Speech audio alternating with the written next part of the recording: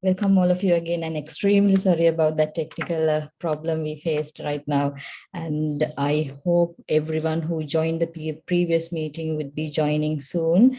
For the people who already joined on this link, please share the link with whoever who has been logged before, if you know them actually, either through email or WhatsApp. Sorry about that. And without further delay, shall we start this? And I would like to invite Professor Arosha Disanayanka, the President of Ceylon College of Physicians, to give a brief introduction about the event again and about this fourth book club of Ceylon College of Physicians. All right, I'm Arosha Disanayanka, President, Ceylon College of Physicians. It's wonderful to be with all of you this evening. Profound apologies to both Professor Ariyananda and those in the audience for a technical glitch. Just the background to this is, as you all know, the CCP found it difficult to renew its Zoom package because we just couldn't send out sufficient number of dollars out of the country to pay the Zoom. So we had to adopt different mechanisms to renew our Zoom package, and that has brought about one or two technical glitches. But these things happen, and we are resilient enough to overcome these things. We're starting maybe 10 minutes late, but the show will go on, and I'm sure it will be a wonderful presentation. So whilst Professor Ariyananda is beginning the talk, the link will be shared very widely. The new link will be widely among all CC members on WhatsApp and email, and I'm certain those who wish to join will join in. Right. In terms of the book club, why are we having a book club with the CCP?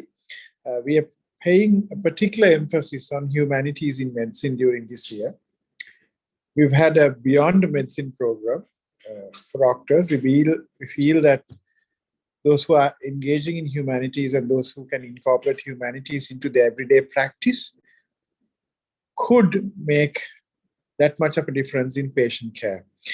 We've had different members present in the book club talking about books which made a difference in their lives. And we are greatly honored today to have one of the senior most physicians in the country, my teacher, my mentor, Professor Ariyananda, doing us a great honor, doing the CCP and me a great honor by volunteering to speak about a book which made a difference in his life. So I again invite all of you to join the CCP book club, as well as in the future volunteer to speak about a book which touched you, which made a difference in the way that you see life. Right, to introduce Professor Ariyananda formally, today's speaker, may I invite Dr. Anushka, who is the lead, along with Dr. Madhuvanti for the CCP book club, and Dr. Diniti, Professor Diniti, they are the leads of the CCP book club. So may I invite Dr. Anushka to introduce Professor Ariyananda formally and then conduct the talk. And you may ask questions at the end. You may type your questions on Q&A. So let's have a wonderful evening. Thank you so much. Thank you, sir. It's a great honor and privilege to introduce a great personality like Professor Ariyananda. He's an emeritus professor in internal medicine in the University of Ruhuna. He is actually very great clinician, respected teacher. I myself I was very lucky to learn from him actually as a final year medical student. And he was one of the most loved and respected dean in the Faculty of Medicine during his service as the dean in the Faculty of Medicine, University of Ruhuna. There are many more lessons actually we can learn from this great personality, and one of them is no doubt is a leadership. And he's going to talk to us about 7 habits of highly effective people, authored by Stephen R. Covey, and how this book helped him. And I hope he will let us know, all of us, how this book will help all of us to be an effective leader as a doctor as well. So hope you all enjoy the event. And sir, we have enough time, so don't worry about the time. I think we'll have enough time. There won't be any problem with the time. So hope you all enjoy the event again. Over to you, sir.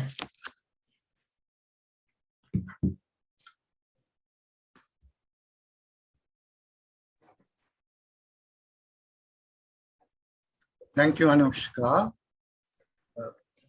I want to share my screen, but you have disabled screen sharing. I cannot do it. Use it. Dinesha, could you please? Please Dinesha, enable me to share the screen. I'll try again. please bear with us. Dinesha will let you share the screen. So can you try again now?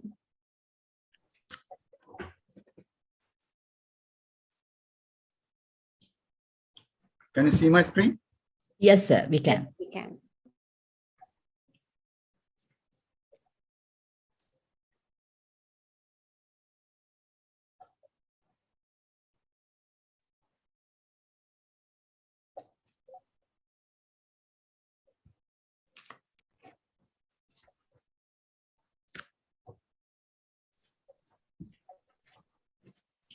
Okay. Good evening, everybody.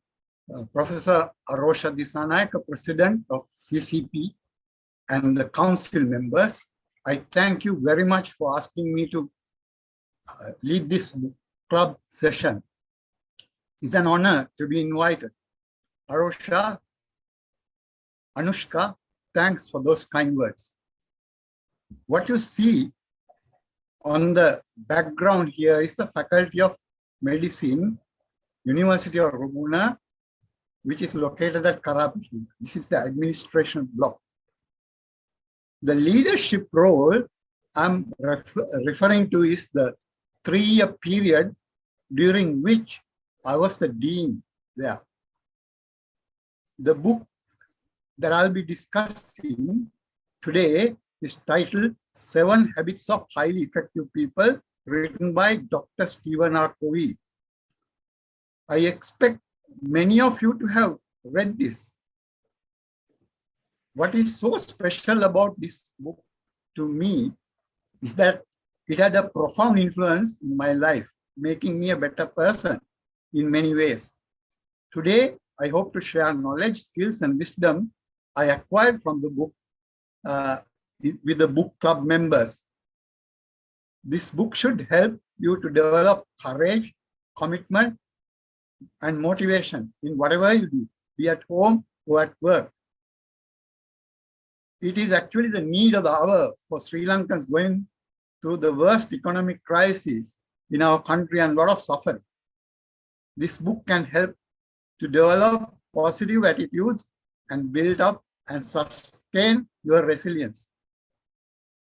During the talk, I will briefly mention about the circumstances under which I took the leadership position, that's to work as the dean, followed by information about the author. Then I will proceed to discuss the 7 habits and mention some of the examples of work I did as the medical dean, taking each of the 7 habits as guiding principles. I was elected the Dean, Faculty of Medicine, University of Rupuna, on the 9th of February 2005, just 46 days after the Asian tsunami, which devastated Sri Lanka. The country lost about 40,000 lives. We lost 10 of our alumni and 1 medical student. 1 seaside hostel was washed by the 20-foot tsunami wave, but we were fortunate not to lose any students from the hostel as they were on vacation because it's a double holiday, Boxing Day and Sunday. In addition, several students and staff members lost their family members, relatives, or friends and incurred damages and loss to their properties. Almost all the medical school was filled with negative emotions and were demotivated. It was a challenging task to give leadership to a medical school that was mourning and trying to recover from a national and for many a personal disaster. It was hard to get everybody to work. Tsunami had actually turned our life upside down, and the motivation was and the morale was at a very low ebb. So this is what you see, this Gold Stadium, Dutch Fort, bus station, people standing on partly submerged buses.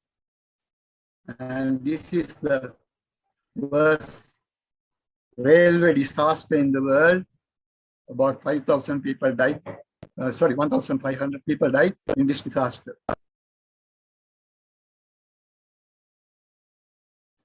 I read this book in 2003 when I was the director of the Staff Development Center in University of Rupert. This book is a business and self-help book. Over 40 million copies of the book have been sold and published in 40 different languages. It helped Dr. Covey to rise to the position of unofficial consultant to leaders of corporate America and guru to those in the lower levels of corporate management. Hundreds of corporations, government agencies, and universities, especially in America, invited Dr. Covey to conduct seminars and lectures. Excuse me. I was fortunate to attend a half-a-day workshop when Dr. Covey visited Colombo in 2006. And sorry. Okay, so continuing from where I stopped, a little bit about Stephen Covey. He was born in 1932. He was an educator, born in Utah, America, author, self-help guru, businessman, and a keynote speaker. Dr. Covey had an MBA from Harvard Business School and a DRE, Doctor of Religious Education from Brigham Young University. He was blessed with a good wife and 9 children and 55 grandchildren. Quite a good number to have. Unfortunately, although he was very fit, he died at the age of 79 while cycling in Utah National Park. When he fell down, his helmet came off and his head struck the head, and he had a serious lacerated brain injury. So he died after a few days. Moving on, a few highlights of Dr. Covey's book. Dr. Covey discusses concept of perspectives where two people see the same thing, but give different views. Now, if you look at this picture, some of you may be familiar with this. Some of you may be seeing the young girl. Yeah. The others may be seeing this old woman. So the point that he wants to drive home is that in various situations, different people can have different perspectives and both can be correct. So we need to respect each other's opinion. Now, one thing he said was, I'm not a product of my circumstances. I'm a product of my decisions. So he's a self-made man. Each habit presented in the book draws time-tested truisms and age-old common sense principles. So in other words, although we are in a digital age and the book was written in 1989, those will be applicable since last millennium to this millennium as well. And also, he makes important exemplary recommendation. Be a beacon of light and not a judge. Be a role model and not a critic. Provide solutions and do not create problems. There are so many books written by Dr. Covey, and here is a list of books. I'll just give you a glimpse of it. So what is a habit? According to the Oxford Dictionary, a thing that you do often and almost without thinking. That is hard to give up. I'll talk more about it later. So looking at this Venn diagram, I'll take an example of a habit. good communication. We need to have three things. We need to have a knowledge. Say, for instance, you want to break bad news. You need to have an understanding of what this particular bad news you're going to talk about. And you need to know where to talk, when to talk, and so on. And also you need to be inclined to talk. So therefore, the habits is an intersection of all these three domains, right? So let's see how these habits, which number 7 in Dr. Covey's book, in more detail.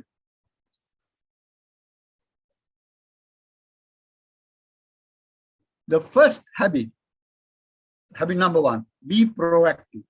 This is a habit of personal responsibility, which will help to develop a freedom of choice. Instead of reacting or worrying about conducting conditions over which they have little or no control, proactive people focus their time on and energy on things they can control.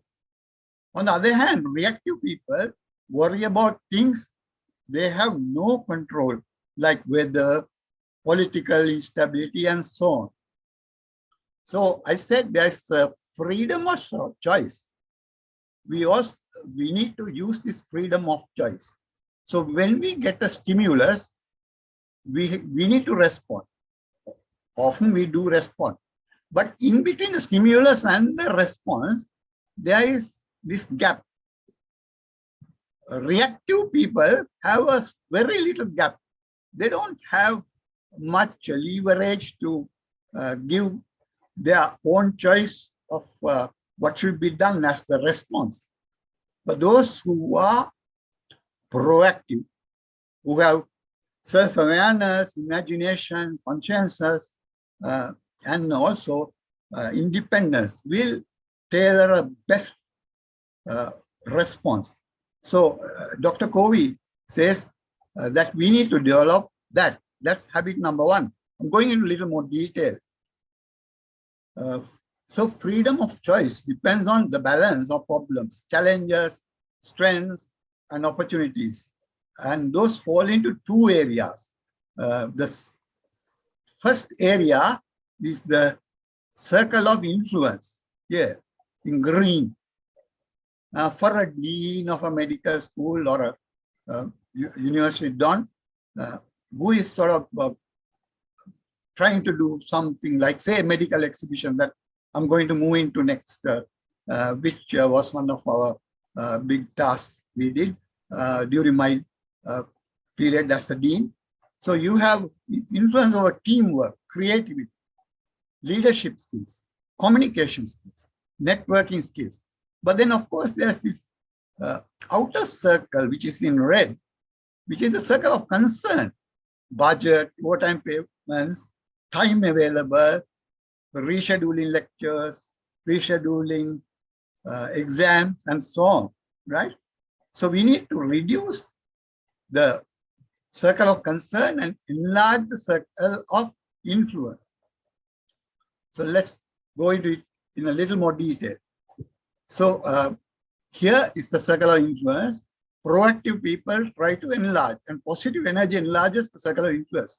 But on the other hand, reactive people tend to delve into circle of concern, and they're always worried what's going to happen.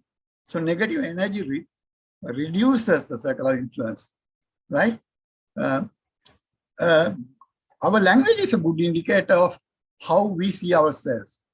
A proactive person uses proactive language. I can, I will, I prefer, etc.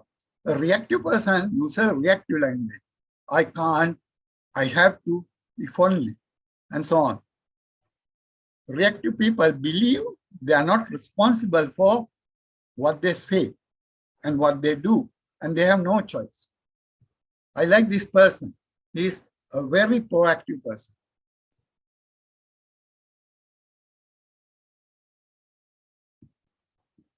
Proactive people are known to take risks, and therefore chances of them making mistakes are higher. But a calculated risk pay better dividends and enable them to move forward. Out of many projects I gave leadership to as the dean, what is closest to my heart is the medical exhibition.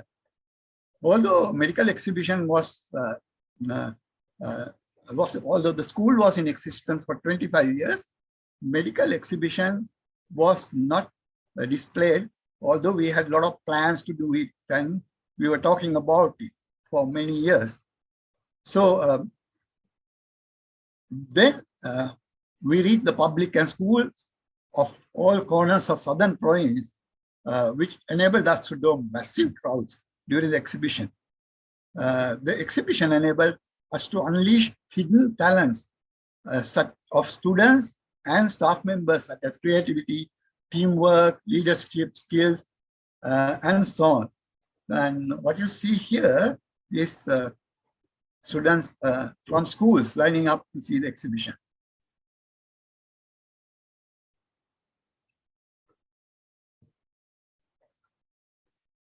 What is habit 2? Habit 2 is begin with end in mind. This is a habit of personal vision. There's a mental creation and a physical creation. The physical creation allows the mental, follows the mental creation, just as a building follows the blueprint. Dr. Covey says, if you don't make a conscious effort to visualize who you are and what you want in life, then you empower other people and circumstances to shape you and your life by default.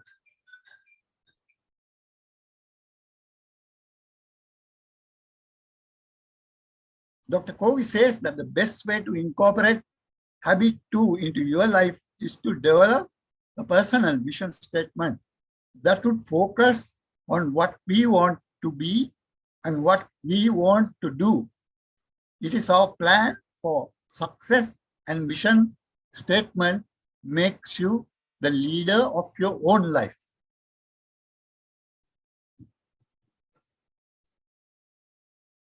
So due to the overwhelming response from the public to the medical exhibition we held in January 2006, we motivated to set up a permanent in-house facility to educate school children and public in health-related matters. We named this Medical Exhibition Center, or MEC. It is specially designed to cater GC O-level as well as GC A-level students in the field of bioscience. Preparation of MEC required meticulous planning, resources, and good craftsmanship. We were fortunate to have 4 motivated and highly skilled alumni who had just qualified from our medical school. So here is the first creation. Students are planning and doing it.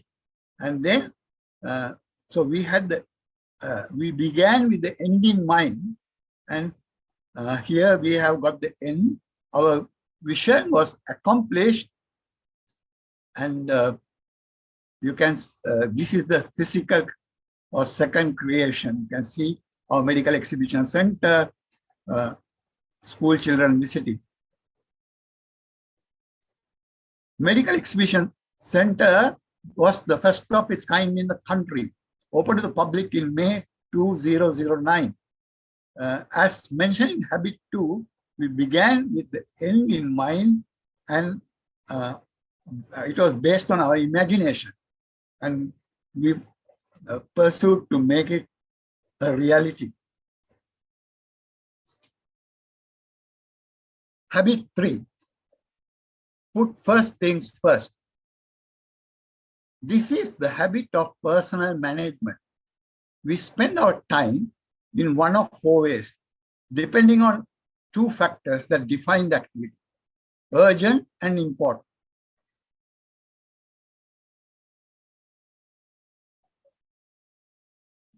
Urgent means it requires immediate attention. Quadrant 1, activities are necessary and require immediate attention. They are usually visible, such as a ringing telephone. Quadrant 2, activities determine our effectiveness, and we need to plan them.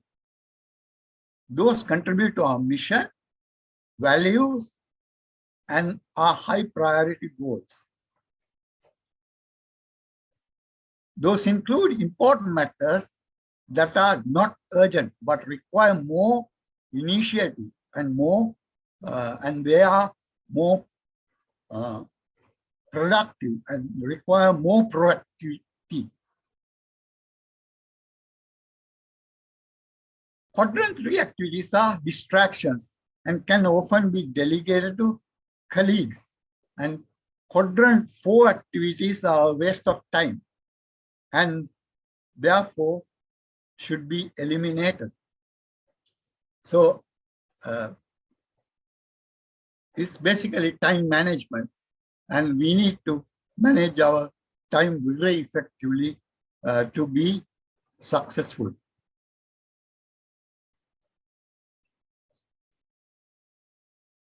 Having read Dr. Covey's book, I was keen to invest my time in quadrant 2 activities.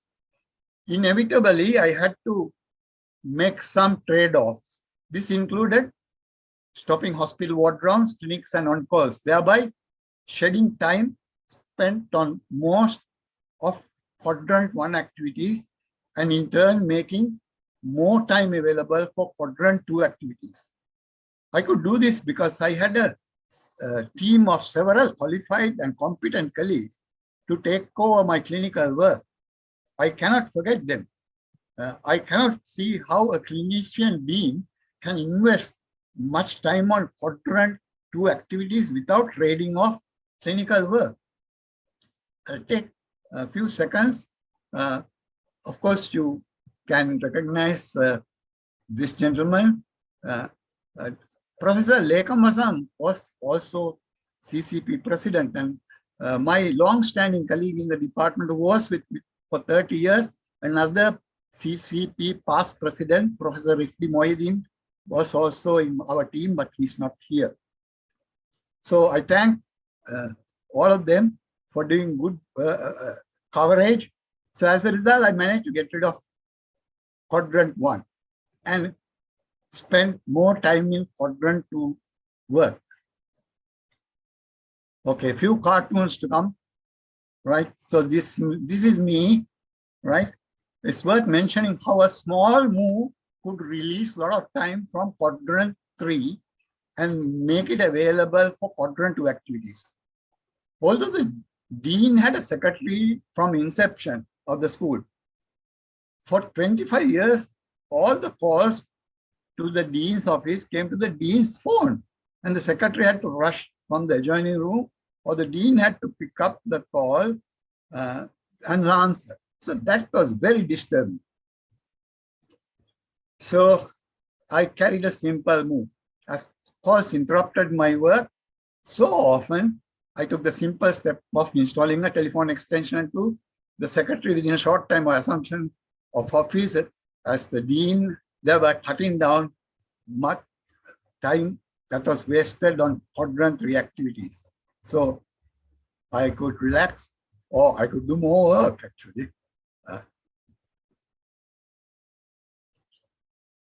So coming back to habits 1, 2, and 3, you start with a dependent person, and when you acquire these habits, you become independent or develop self-mastery. Moving on to habit 4, which is think win-win. This is a habit of mutual benefit. Dr. Covey says most of us learn to base our self-worth in comparison to others. We think about succeeding in terms of someone else failing. If I win, you lose. Or if you win, I lose. He says we think limited amount of cake is there to go around. And if you get a big piece or big slice, there's less for me. It's not fair. And I'm going to make sure you don't get any more. He says win-win is life as a cooperative arena and not a competitive one. Win-win is a frame of mind and heart that constantly seeks mutual benefit in all human interactions. Win-win means agreements or solutions are mutually beneficial and satisfying. To go to win-win, you not only have to be empathic, but you also have to be confident. You not only have to be considerate and sensitive, but also have to be brave. Dr. Covey says that balance between courage and consideration is the essence of real maturity and is the fundamental to win-win. So as a dean, we have a lot of dealings with various people, faculty board, vice chancellor, UGC, medical student union, heads of department, other universities and so on, right? So we have to be very tactful and we have to make the situations win-win rather than making the meetings unproductive. So when it comes to meetings with the medical students union, it is very difficult to negotiate with them, but I use some of the techniques and it helped me to work smoothly as the dean. Few weeks after I assumed the position of dean, Duke University Global Health Center contacted me to discuss ways of helping our medical school as they knew that we were affected by the tsunami. I inquired from the faculty members just to find out what I should be asking Duke University, and they wanted to request equipment. So after a long meeting with several Duke faculty members, they did not agree to give any equipment to us. But instead, they were happy to start a link program with our medical school, focusing on collaborative research and for us to be preceptors for their residents.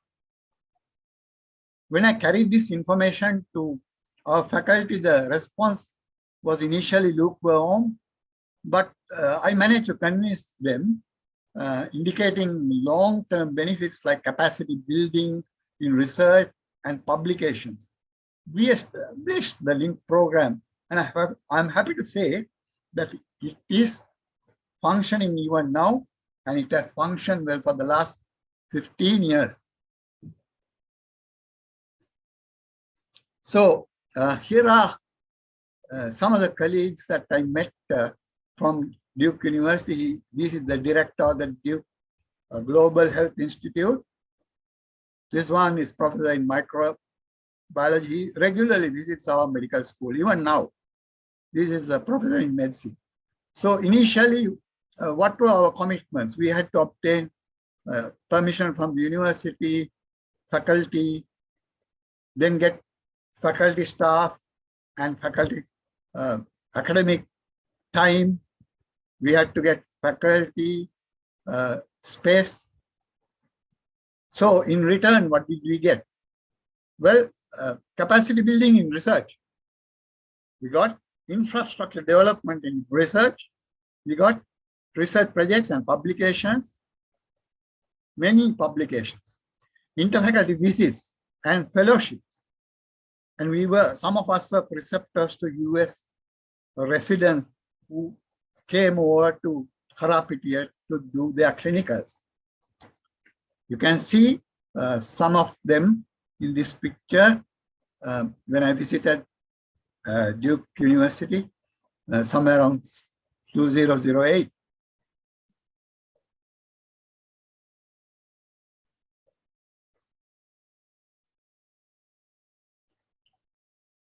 Habit number 5.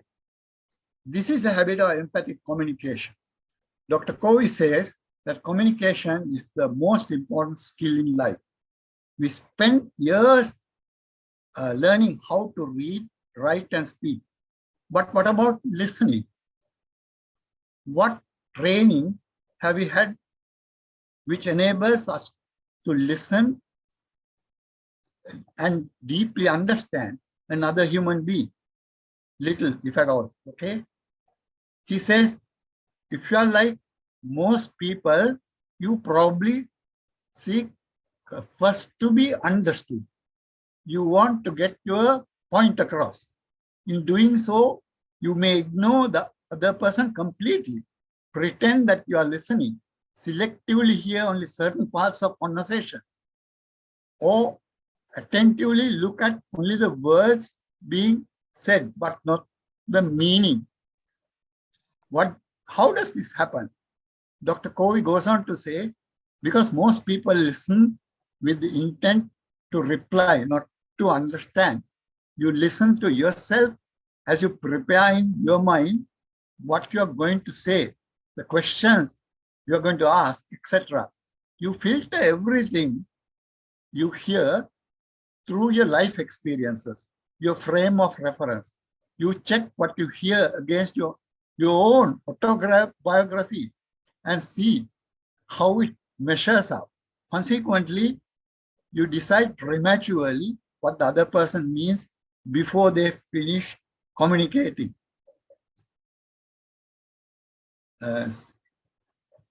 These are certain things that we should not be doing.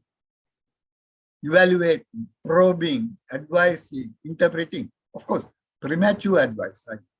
So these are things that we need to avoid. So we got to be good listeners. So Dr. Covey says, seek first to understand and then be understood.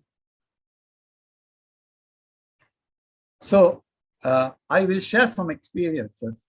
As a medical teacher since 1982, I had accustomed to transferring knowledge and skills to students until I became the dean in 2005, when I had to change my approach in communication with them.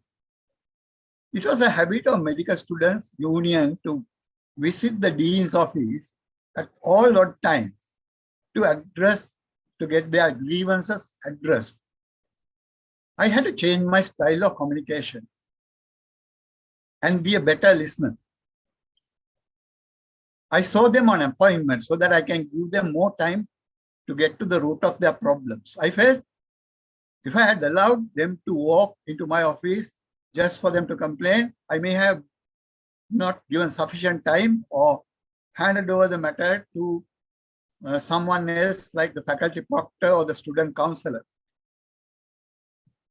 I feel that this approach developed trust in them, and it helped me to do few major projects with them, like the medical exhibition center, students' cultural show.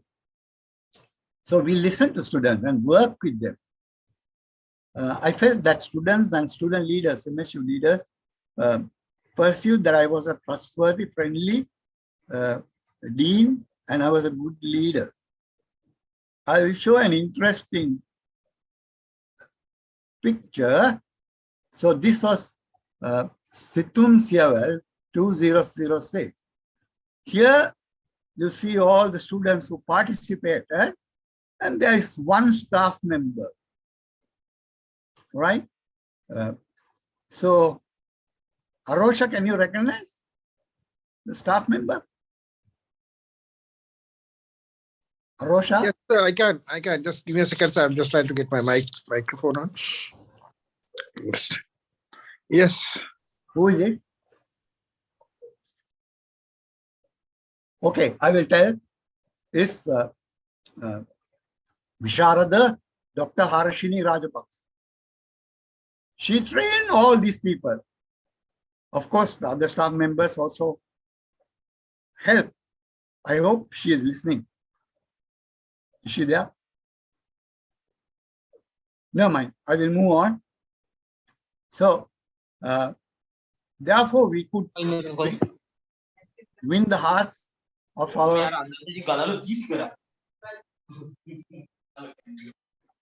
Okay, never mind. I'll proceed.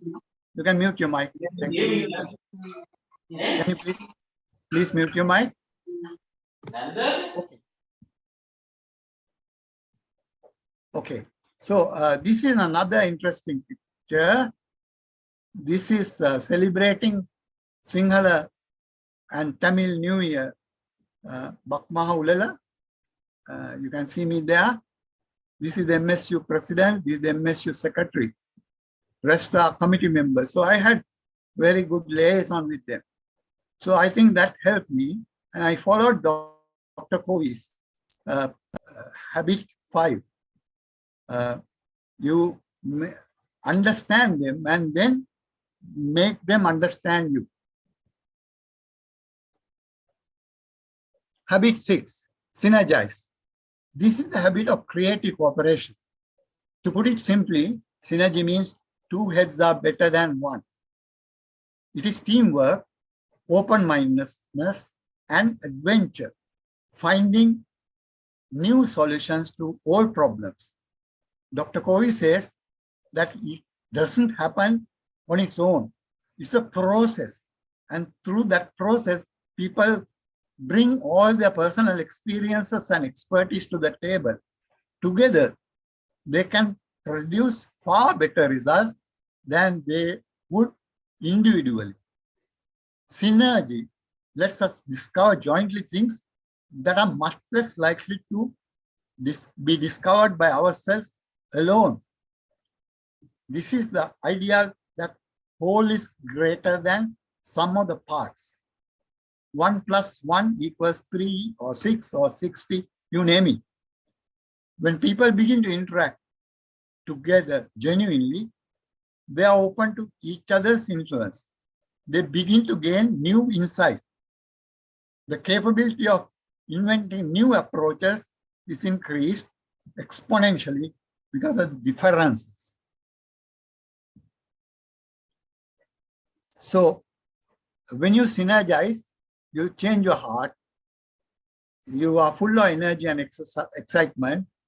You see things in new way and feel that relationship has transformed and end up with ideas and results which are much better.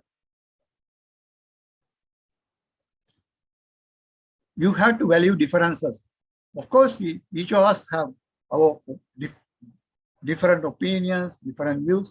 We have to value, respect them. And when you share those, you end up with a much more productive outcome.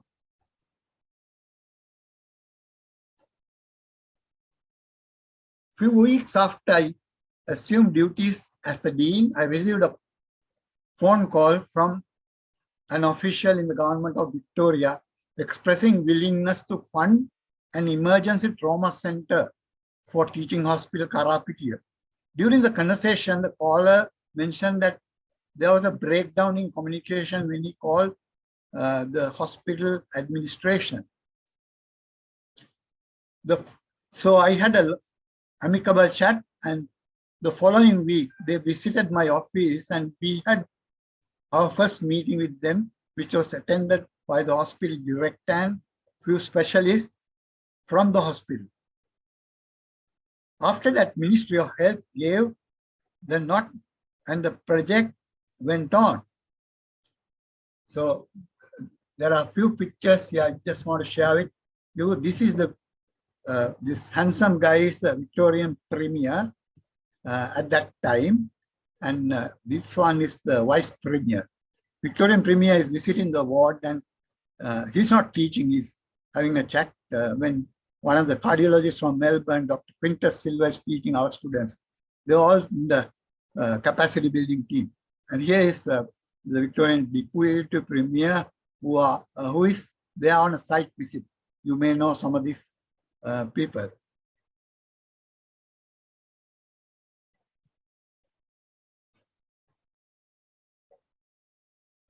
And these are the colleagues of collaboration.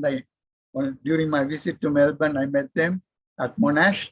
And here is a whole lot of trainers. They periodically visited the emergency trauma center, even before it was completed, to train our doctors and nurses.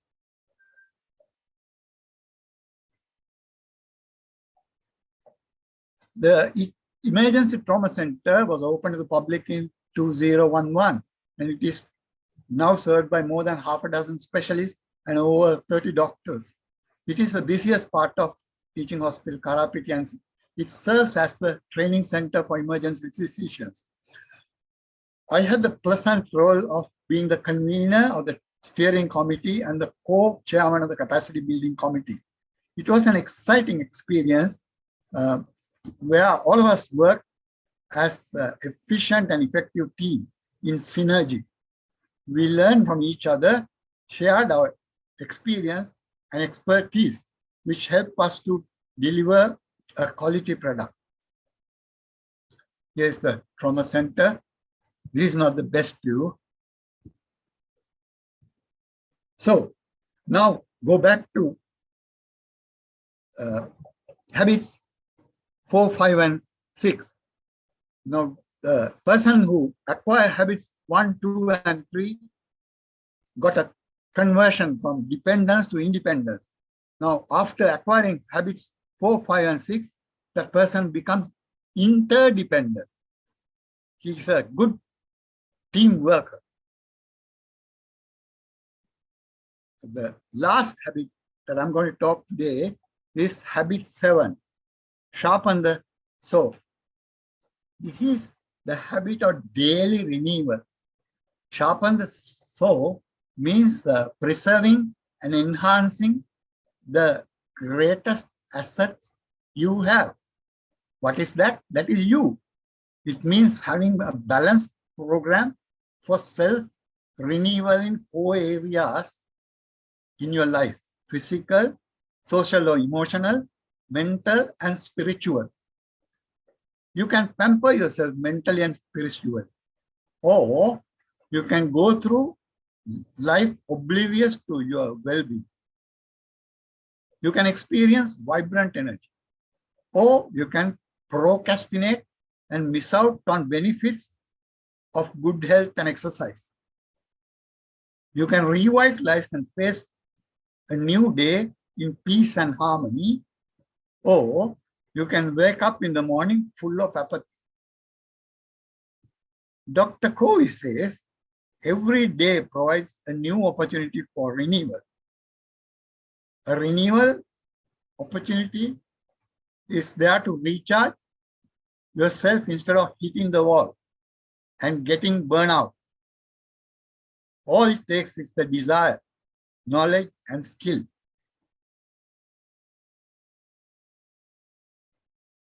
So feeling good just doesn't happen. So these are the 4 areas that you have to focus when you are sharpening the saw. And this is very important. We neglect this. What is EBA, right? It's not a question.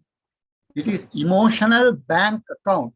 Our relationship with our spouses, children, sibs, friends, workmates, and so on. Often we tend to neglect that. So Dr. Covey says that should be given priority. So how do we sharpen the saw? So these are all quadrant 4 activities. If you remember what, quadrant 2 activities. If you remember what quadrant 2 activities are, right? I'll go back to that slide in a minute. So physical, spiritual, cognitive, and this is the most important thing, life with your family. Okay, so yeah, this is what I meant. This is quadrant 2 activities. Try and find time for quadrant 2 activity, like what I did by getting a telephone for my secretary and also asking my esteemed colleague to share my work or take over my work. So back to the slide. Okay, now we live in a space age, right? So unlearning bad habits is very difficult. It's so difficult. Horace Mann, a US education, says, habits are like a cable. We weave a strand every day and soon it becomes so strong and unbreakable. That is the problem with bad habits. Good habits are good, but it is very difficult to break bad habits. But we can still break it with great efforts by suppressing negative attitudes such as impatience, procrastination, selfishness, cynicism, etc. When Apollo 11 mission was launched on the 16th of July, 1969, it took Neil Armstrong and two of his colleagues to moon, did a round trip of 500,000 miles. But most of the energy was consumed at the takeoff. Saturn V rocket required a lot of energy, and to do 500,000 miles, it did not. So likewise, when you have to escape the gravity of Earth, it's like escaping gravity of bad habits. You need to exert great effort. So I have a couple of summary slides. So you begin as a dependent person, then be proactive, begin with end in mind, put first things first, and become independent person. Then you have a win-win approach, and then listen to people rather than getting people to listen to you, and synergize and becoming interdependent. So this just lists out the 7 habits. And there are a lot of accolades in the book. This is the book, right? But I chose this one. It's written by Professor Clayton Christensen, professor of Harvard Business School. The 7 habits is more than a book. It is a legacy of a great teacher who lived the life he wrote about. Dr. Covey's convictions came from principles and experience. I'm grateful for this man, but I will not miss him. He will continue to be with me every day through things that he taught. I will leave you with this verse written by Ralph Waldo Emerson, a US essayist, poet, and philosopher. Thank you for listening, and big apology for the technical hiccup I had. Over to you, Arosh. Thank you very much, sir. Thank you very much for that enlightening talk, actually. I would like to mention a couple of things here. Actually, we were the lucky lot of medical students when you were the dean, and among the most of the services, you couldn't mention about how those habits made you, made you to build that massive hostel complexes for medical students, actually. And 2 other things, actually, sir. We were actually, when we were doing those exhibitions, we were the medical students working on that, and we had the aim to get that the best medical exhibition in the country by during the time.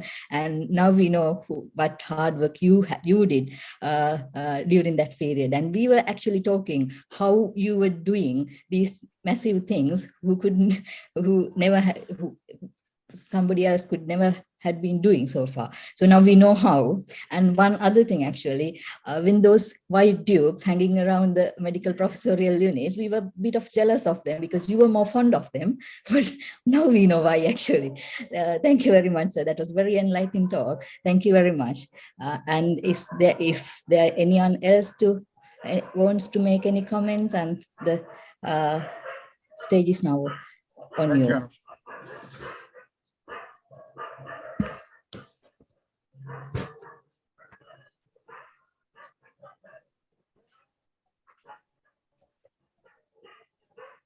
Anyone else who would like to make any observations, comments, or discuss any aspects with Professor Ariyananda?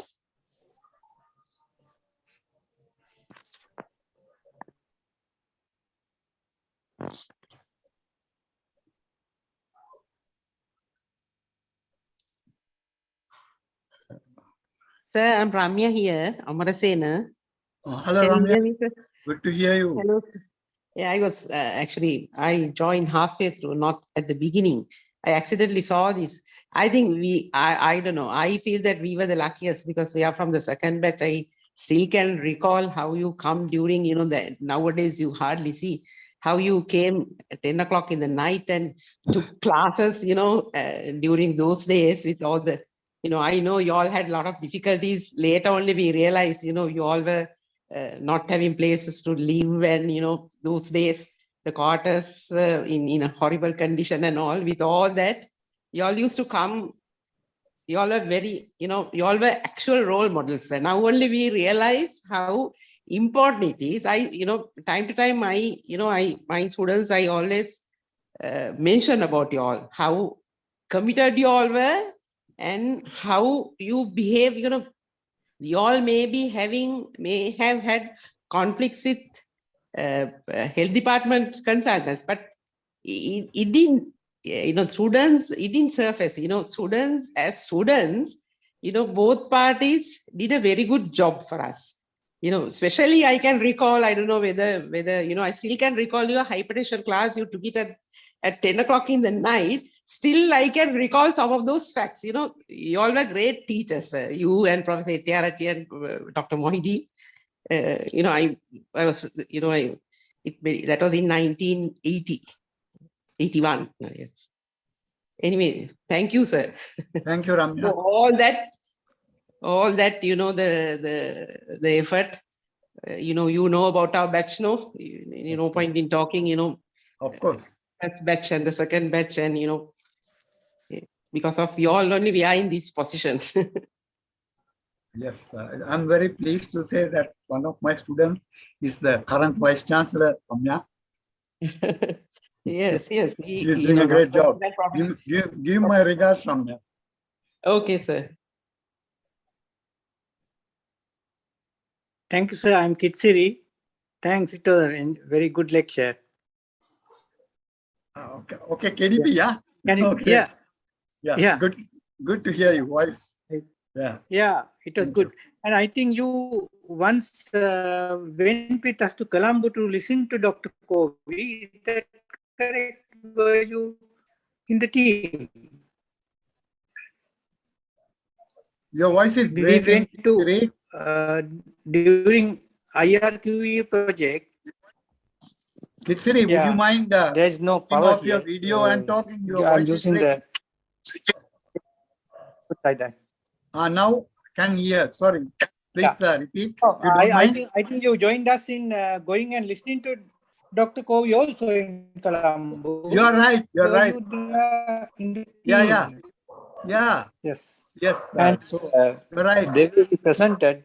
I think I can see from today's lecture that you have gathered many things from him, including the way you presented about the book also.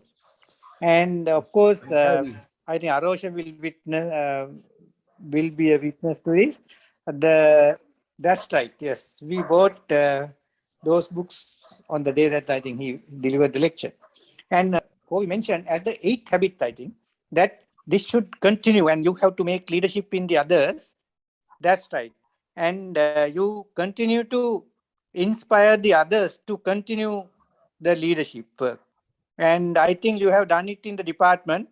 And when we discuss, we always see that the legacy that you have left is continuing. And that is probably why many agree that ours is the best department in the faculty and most democratic, as one previous VC mentioned. Anyway, thank you very much, sir. Thank you for the lecture. Right. We are talking about my former department. Currently, there are 6 full professors. Yes. 3 are senior professors. Sorry? 3 are senior professors also. Yeah, senior professors and professors altogether, 6 of them, right? Yes. No, sir, we have 7, sir. We have 7 professors and 2 senior. Yes. I'm sorry, Arosha. 7 professors, including senior professors and professors, correct? That's Yes. right, sir. Yeah, they are full professors, no associates. So it's my department is doing very well. It's so great, very top heavy. Yes, I'm very pleased to hear that. Anyone else who wishes to make any comments, observations on today's presentation? There is, I saw Dr. Neomali Amarasena had left a comment saying that it was a very enlightening and an interesting talk. Thank you, madam, for joining. From a personal perspective, sir, I mean, I was really trying to see how you would, now this book is a fairly technical book, and to present the core of the book in a way within 1 hour to an interested audience, because I gave you a specific challenge. I said, you need to, sir, tell us how this book made a difference. I mean, that's the challenge usually all the speakers in the book club take. They don't often talk just about a book, but they talk about how a book made them better in whatever said, either as a doctor or as a human being, etc. So I was waiting to see how you would do this, and it was a brilliant way that you did it. So how you related the 7 habits to your work and how that had helped you go forward. It's not just the book, sir, it's the way that you presented the book is also absolutely fascinating. I mean, you know, as from a very personal note, I think many in the audience might know that Professor Ariyananda was, I was his registrar. I have been so fortunate to have been his registrar. I was his senior registrar. I was a senior lecturer under him. He has always been there for me personally and our department. And, an exemplary leader who would treat us as equals. Professor Ariyananda would always treat us with respect and as an equals. And I think these are these concepts that you have not just from this book, but I mean from all your readings and all your thinking. Those are the things that you would have gleaned. So it has been a very, very good thing for us to think about. And your leadership qualities really help us to this day. Thank you so much. Thank you, Arosha. I think it is time to end this one. And anyone, if there is anyone wants to comment anything more, I'll give just a few seconds and say. Okay, thank you very much, sir. That's a very fruitful evening, and thank you for that great talk and enlightening us about that book and 7 habits. Actually, I hope most of the audience here will read through that book again and again. So thank you all for joining, and thank you very much, sir, again, and hope we'll be joining our next book club in next month. Thank you very much, and have a pleasant evening. Thank you.